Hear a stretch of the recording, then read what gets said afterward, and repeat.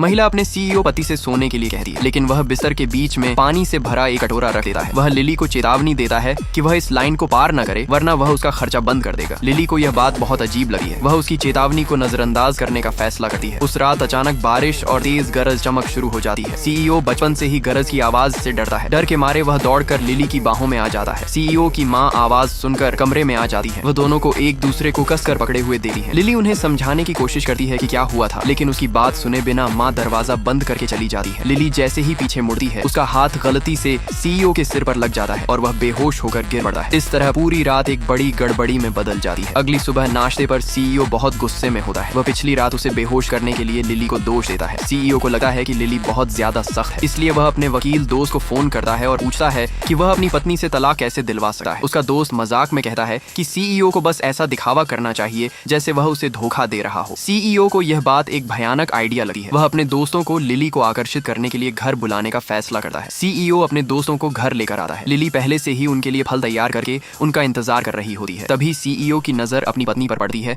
और उसे एहसास होता है कि उसकी पत्नी कितनी खूबसूरत लग रही है। सभी दोस्त लिली के आसपास इकट्ठा हो जाते हैं। लिली शर्मा जाती है। उसे उम्मीद नहीं थी कि इतने सारे लोग आएंगे। वह अपने पति से पूछती है कि क्या उसका पहनावा अच्छा लग रहा है। सभी दोस्त कहते हैं कि वह बिल्कुल परफेक्ट लग रही है। यह सुनकर सीईओ तुरंत जलने लगता है। वह अपने दोस्तों को लिली की तरफ देखने से भी मना कर देता है। दोस्त अपना परिचय देते हैं और बताते हैं कि वे सीईओ को बचपन से जानते हैं। लिली उनसे हाथ मिलाने के लिए आगे बढ़ती है, लेकिन सीईओ अपने दोस्त को धक्का देकर पीछे कर देता है। अब उसे अपने दोस्तों को घर बुलाने का पछतावा होने लगा है। वह नहीं चाहता कि कोई भी उसकी पत्नी को छुए। इसके बाद लिली रात का खाना बनाने चली जाती है। वहीं सीईओ अपने दोस्तों के साथ बॉक्सिंग करने लगा है। उसका एक दोस्त उसकी आलोचना करते हुए कहता है कि सीईओ की पत्नी इतनी खूबसूरत है, फिर भी वह उसकी कद्र नहीं करता। कुछ देर बाद लिली खाना तैयार कर लेती है और उन्हें खाने के लिए बुलाने आती है। तभी उसका दोस्त उठते समय गलती से पंचिंग बैग गिरा देता है। बैग लगभग लिली के ऊपर गिरने ही वाला होता है, लेकिन सीईओ तुरंत दौड़कर उसके सामने आ जाता है और उसे बचा लेता है। उस पल लिली को लगता है कि उसका पति कितना बहादुर है। उसे लगता है कि वह एक अच्छा पति है, लेकिन अगले ही पल सीईओ की कमर में मोच आ जाती है। उसका दोस्त दर्द वाली क्रीम लगाने के लिए आगे बढ़ता है, लेकिन लिली बोतल ले लेती है